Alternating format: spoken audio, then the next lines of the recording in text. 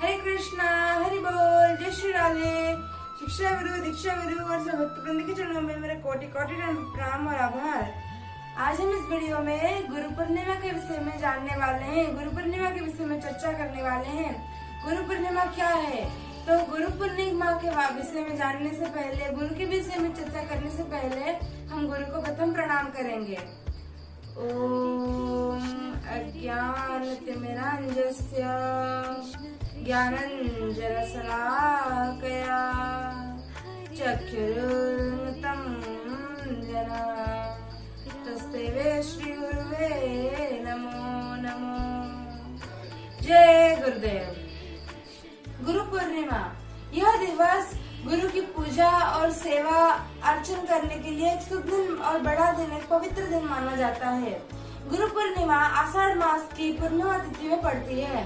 प्रति शिष्य इसे एक बड़ा दिन, एक पवित्र दिन मानते हैं, क्योंकि इस दिन वो गुरु की आज्ञा का पालन करते हैं, गुरु के आश्रय लेते हैं, गुरु की सेवा करते हैं। प्रति शिष्य गुरु की आशीर्वाद को पाने के लिए इसे एक शुभ दिन मानते हैं। इसे हम व्यास पूर्णिमा भी कहते हैं।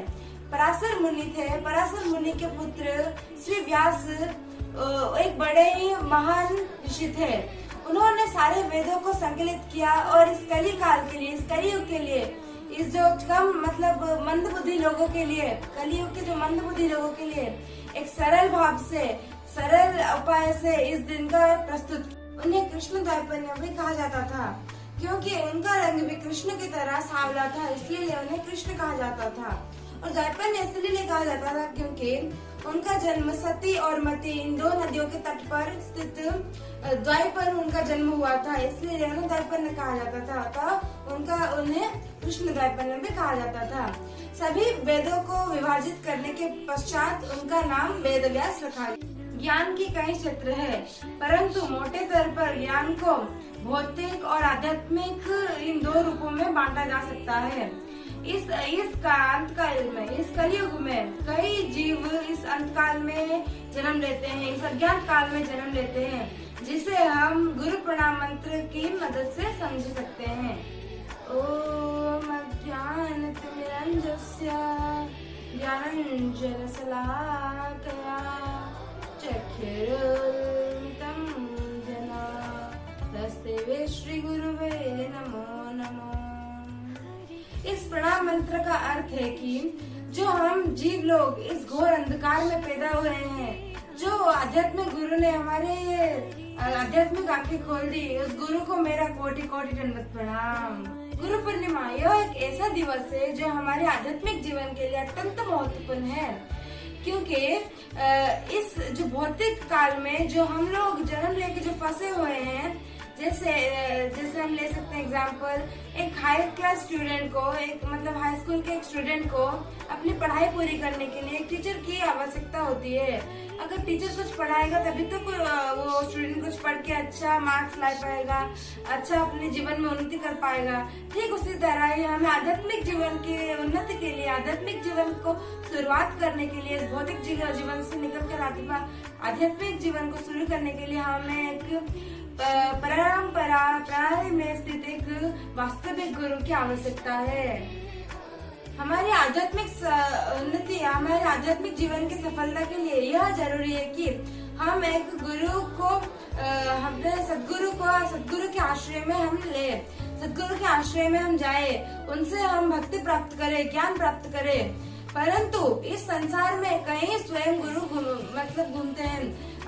कुछ लोग हैं जो स्वयं को गुरु मानते हैं। हमें उन लोगों से, वो जो गुरु शिक्षा के परंपरा से उत्तीर्ण है, गुरु शिष्य परंपरा में नहीं स्थित है, उनसे हमें भक्ति शिक्षा प्राप्त नहीं करना है। उनसे अगर हम उन लोगों से शिक्षा प्राप्त करेंगे जो गुरु नहीं है परंतु स्वयं गुरु मानते हैं, वो हमें जीवन में असफलता की ओर ले जाएगा। जब तक हमें जीवन में सदगुरु को नहीं मिलते हैं, तब तक हमें अपने मन को, अपनी चेतना को हमें गुरु बनाना है। और तब तक जब तक हमें सदगुरु का प्राप्त ना हो, तब तक हमें कृष्ण भक्ति खुद से करना होगा, भगवत पढ़ना होगा, कृष्ण भक्ति करना होगा। अगर कृष्ण की कृपा होगी तभी तो हमें गुरु प्राप्ति होगी। वृंदावन में से षट गोस्वामी से श्रेष्ठ श्रील रूप गोस्वामी अपने महान साहित्य अमृत में कहते हैं, जो व्यक्ति अपनी जीवा, अपनी बोल, अपनी क्रोध और अपनी पेट को काबू में कर लेता है, वही एक अच्छा गुरु बनने की योग्य है। यही है एक अच्छे गुरु की परिभाषा। इसे एक वास्तविक गुरु के उदाहरण है। इस अंतर्राष्ट्रीय कृष्ण भावनामृत के संस्थापक श्री श्री श्री भक्ति प्रमोद श्रील भक्ति वैभव पुरी गोस्वामी महाराज, इनका जन्म हुआ था 26 जनवरी 1898 में ओडिशा में हुआ था।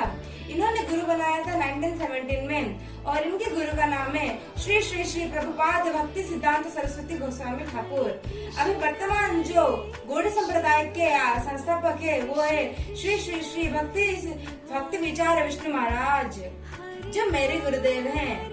तो बोलिए श्री श्री श्री श्रीमद भक्ति वैभव पुरी गोस्वामी महाराज की जय। श्री श्री श्री प्रभुपाद भक्ति सिद्धांत सरस्वती ठाकुर की जय। श्री श्री श्रीमद भक्ति विचार विष्णु महाराज की जय। तो भक्तों, यह गुरु पूर्णिमा 13 जुलाई वेडनेसडे 2022 को है और इस गुरु पूर्णिमा में आप मठ मंदिर जाइए, अपने गुरुदेव, साधु संतों और राधा रानी, कृष्ण भगवान, गौरंग जी, चैतन्य महाप्रभु के दर्शन कीजिए। और जिसको गुरु हो चुका है, वो गुरु प्राप्त कर चुके हैं, वो अपने गुरु की आज्ञा का पालन करे, गुरु की आज्ञा का अवज्ञा ना करे और गुरु की सेवा करे। और जिन्होंने गुरु प्राप्त अभी तक नहीं किए हैं, वो लोग कृष्ण से, राधा रानी से, चैतन्य महाप्रभु, गौरंग जी से प्रार्थना करें कि हमें भी अत्यंत शीघ्र हमें भी गुरु मिल जाए, क्योंकि अगर कृष्ण की अगर कृपा होगी तभी तो आपको गुरु मिलेगा। तो इस गुरु पूर्णिमा को बहुत ही महोत्सव से मनाइए और अगर मुझसे कोई त्रुटि हो गई हो तो मुझे क्षमादान दीजिए। और अगर आपको ये वीडियो अच्छा लगे तो लाइक, शेयर, सब्सक्राइब करना ना भूलें। हरे कृष्णा, हरि बोल, जय श्री राधे, हरि हरि बोल।